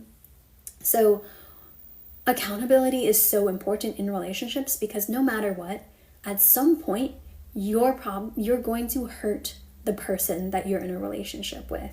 It's going to happen. A lot of times it's going to be unintentional. I hope it's always unintentional and you're not intentionally trying to hurt your partner, but you're going to do it because you don't know, or you're not thinking and something slips out. And you need to be able to apologize in those situations and take accountability for your actions, for what hurt them. And if you're unable to do that because you're afraid of what that means about you, then you can never have a fully satisfying, fulfilling relationship, because the other person is always going to feel like they aren't heard, they're not seen, they don't have a partner, or vice versa for you. If the other person can't take accountability, you're never going to feel fully heard or seen in that relationship. So it is vital that you learn to see your own self-worth. And if you don't see it, if you feel like it's truly low, to actually build that up so that you can have the healthy relationship. So remind yourself, you made a mistake. You did something that hurt somebody else, but that doesn't make you a bad person. It just means that you made a mistake. And when you can take accountability, recognize the pain that you caused, that can really alleviate the feeling of being like a bad person, or the idea that you could be a bad person. Okay. And then lastly, confident people have standards and boundaries. So you need to know what your needs are. You need to know what your standards are. You need to know what boundaries you have, and you need to stick to them. If there's any resistance to any of those things, if you feel like, oh, no one could live up to this, no one can actually stick to this value that I have, no one would actually wait 3 dates to kiss me or whatever it is, or nobody would actually care for me and not yell at me during an argument, then you're going to accept less than that. And confident people know that they can have what they want. Confident people know that they can have that healthy relationship, that they are worthy of it. So if you don't believe that that's true, then you won't be able to get it and you won't be able to have those standards. I'll get back to the questions in a minute. So make sure you're doing that. Let me scroll back up. This has been a long live today, y'all, but I'm happy. Okay. Everything reloads every time. If you all are new here, it does, and it's very challenging sometimes because then I have to go back up. Somebody said, can you speak Asian? That's not a real language. And no, I cannot. Okay. Yes. Oh, back to where I was. So, Mario says, shh. Dr. Lilli, where are you from? I grew up in Texas. Where does that courage come from, says Mario. Sometimes the courage, sometimes you don't have the feeling before you do the action. So sometimes you're afraid to do something and you don't want to do it, but you do it anyways. And then you feel proud of yourself. Then you start to feel like you can have courage. Sometimes you're afraid and you do it anyway. And when you repeat that over and over, when you do the hard, uncomfortable things, that's when you build confidence. That's when you build your ability to have courage, because one, you're showing yourself that you can do hard things. You're showing yourself that you can survive. You're showing yourself that you can do something even if it makes you uncomfortable. And you've done hard things in the past, so you can do them again. You've done uncomfortable things in the past, so you can repeat that and be successful and not die or not be the end of the world, and you will be okay. And with practice, you build up that courage. So do that to get more courage and be more confident. 1LL1A Voss 13 says, what do I do if my ex blocked me on everything? How can I get her back? What did you do? Why do you want to get her back? What happened? There's a reason that she blocked you. And if you just want to get her back and you haven't done the work, you haven't reflected, then you're just going to end up sabotaging your chances. So a better question would be, what can you do to actually be the kind of partner that she needs you to be? Josh says, why would a girl call her ex after her date with a new guy for 4 hours? She might not be ready. She might not be ready for a real relationship. She might not be ready to date. So at that point, she's not emotionally available and she's not a good emotionally ready partner for you to have. So she might still have feelings for her ex, especially if they talk for 4 hours, or she still needed closure. But if she still needed closure, she's also probably still not at the point where she's actually ready for a relationship. Blue, I do not speak any language from Asia. Robert, I think I'm disorganized. How do I overcome this? It's going to start with, one, recognizing when you're leaning into more anxious patterns and when you're leaning into more avoidant patterns. The thing is, anxious and avoidant are two sides of the same coin. So what's great is that the solution is kind of the same for both, and that's about creating safety within yourself.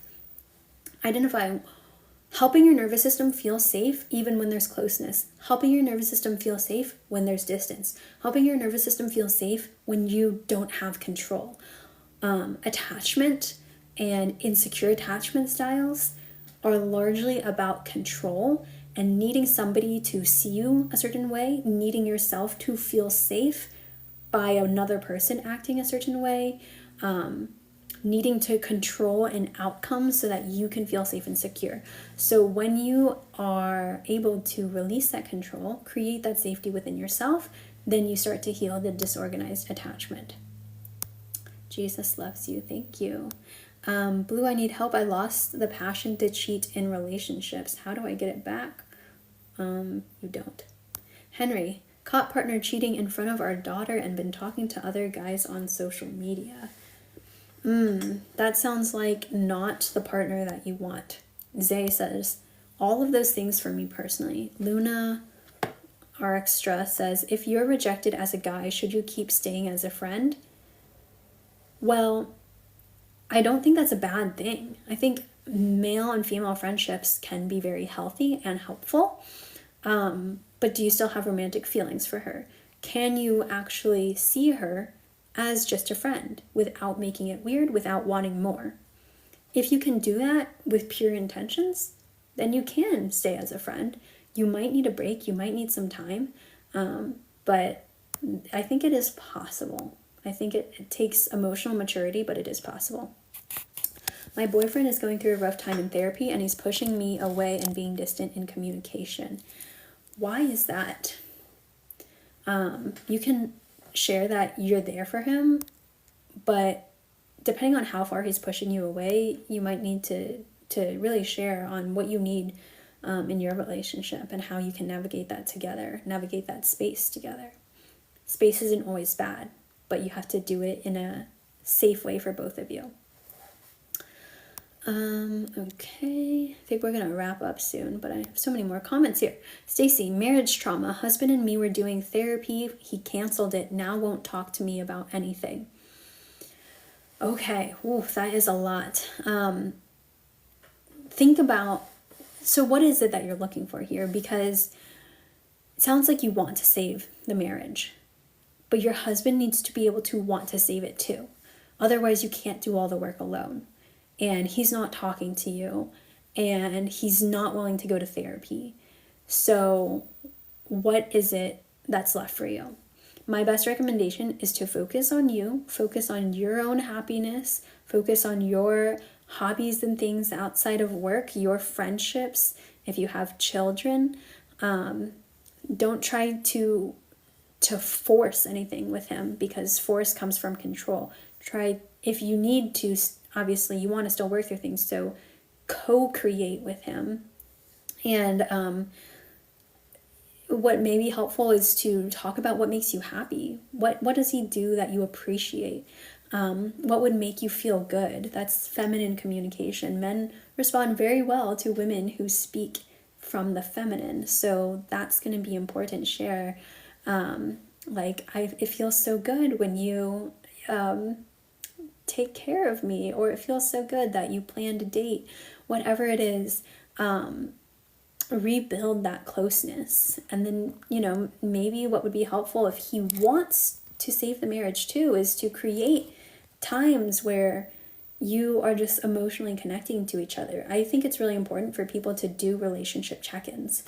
And both people need to be willing to do this, but where you just talk, you share what's going well, what could use improvement, what would make you feel really good, what would make you feel really seen in this relationship, and both people share and get to feel heard without judgment.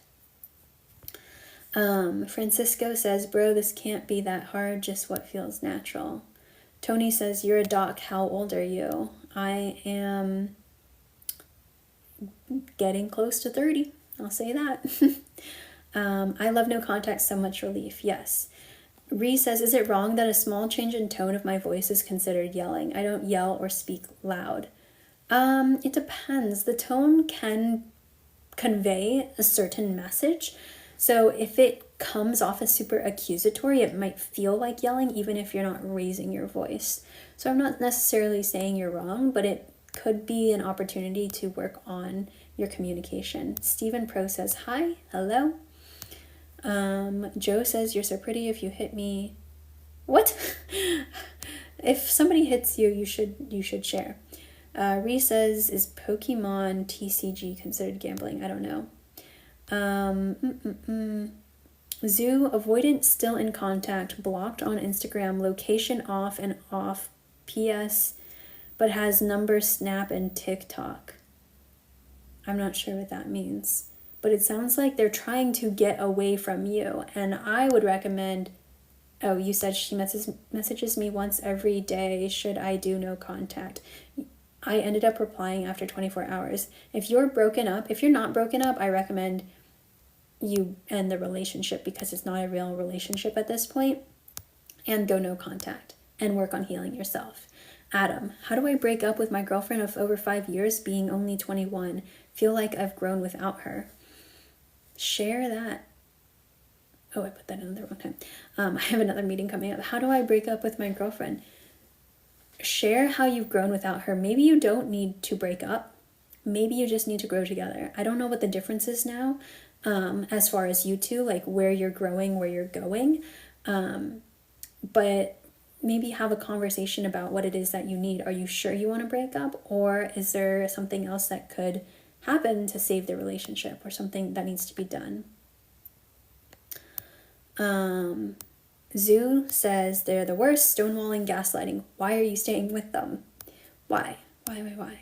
After she responds, I'm not going to answer for days. She views my private story still quickly. Well, Zoo, you're playing games still. This is called protest behavior, because it sounds like you have an anxious attachment, especially if they're super avoidant and you're trying to stick with it. Anxious attachment. So you not responding for days is you actually trying to protest back to her, to punish her or try to get her to reach out to you, and that is building into this unhealthy behavior. So the healthiest, most secure thing to do is either just end the relationship completely, or two, communicate and have a conversation about, you've noticed that she's not communicating, you've noticed that she's pulled back, and you want to work on that. But it sounds like she maybe doesn't have the emotional capacity to be in a healthy relationship. So at that point, then you just need to be on your own. And if it's really hard and you can't be on your own, that's what needs to be worked on first. Trash Chan says, hey, I have a question. What to do if she says that she doesn't know if she loves me and doesn't want to try? If she doesn't want to try, leave her. Musa, I cannot sing, sadly. Double D says, broke up after 6 years. She said she doesn't see a future. Both still say we love and care. What's next? What's next is you work on yourself. You create the space for you to heal and for her to heal and for you to build the relationship that is going to work for you. Zoo says, I was never anxious before. All I asked was for better communication, always the same cycle. She thinks I'm going to chase her. If you weren't anxious before, it's possible for your attachment style to shift, but you probably did have some anxious tendencies before, and she is triggering that and making it even worse. So that's where you gotta work on healing that, the anxious behavior that's coming out now. Valencia Jose, it's been 6 months, but I still, oh no, reloaded. Okay, I'm gonna wrap up soon because I'm losing my voice because I need water. It always takes me so long. Give me 1 sec to find the top again. It's been 6 months, but I still feel hung up on my ex. How can I move on? Valencia, I'm gonna recommend watching the recording of this because I did talk about that earlier, but the first thing is to stop. You need to go no contact. I have a free no contact emergency kit and a survival guide. It's linked on my page. You can get both of those, but do that. Go no contact. Figure out what is keeping you stuck to her. Is it certain emotions? Are you dwelling and thinking about all the good times? Are you idolizing or pedestalizing her? What is it that's keeping you stuck? What about her was so attractive to you, and how can you find that in somebody else and cultivate the complement of that, either those qualities or something that would go really well with those qualities within yourself.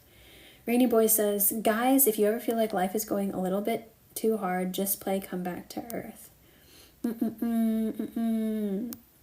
Rob, you are so welcome. Blues Blooded says accountability. Yes, I think that's when I was talking about accountability. I'm so far behind. More options, less accountability, more emotional platonic friends. No, more accountability. Zay, my ex was talking to other people immediately after we broke up. They were avoiding their feelings. Doesn't mean they had an avoidant attachment style, but it does mean that they were avoiding their feelings and looking for validation elsewhere. Blues Blooded says, how many breakups have you experienced? Major breakups, I would say 5 comes to mind. Those are like major ones. Harisizat says, I don't know why, but if life is a movie, you're the best part. That's cute. Not your stepdad, not connected, but should I yearn for my baby who broke up with me No. Yearn for yourself. Yearn for your husband. Yearn for the person that can actually show up for you and wants to be with you and values you. Lunar Extra. Should a woman level up for a man, or should a man double down for a woman? Both should level each other up.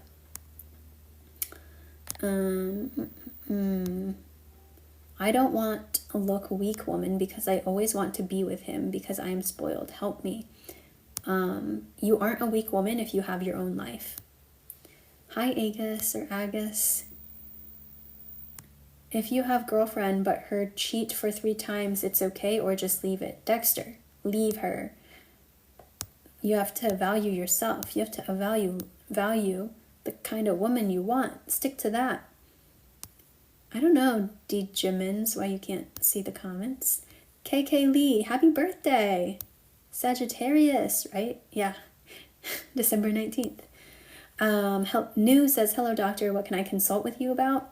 Relationships, breakups, self-confidence, authenticity, people-pleasing, attachment styles. I love him, but I think he doesn't love me back. Diane. Okay, and how is that showing up in your relationship? And how is that showing up in your behavior? That's the important part. Agassi, 8 years into the relationship and she kissed her work boyfriend. What? Break up with her. Yatuha says, hi.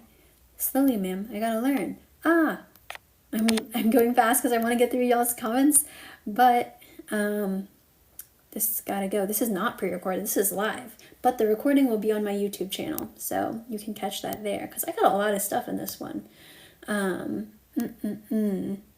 Jose says, can you speak on disorganized attachments? I did speak on that, but what I was saying before is create safety within yourself. Create safety in distance and space, and know that you will always have yourself. I watched the recording for that, and then I also have other videos on this and how to do it, but the recording also has some good techniques, and my YouTube page does too. Hello, Feya. Seputar.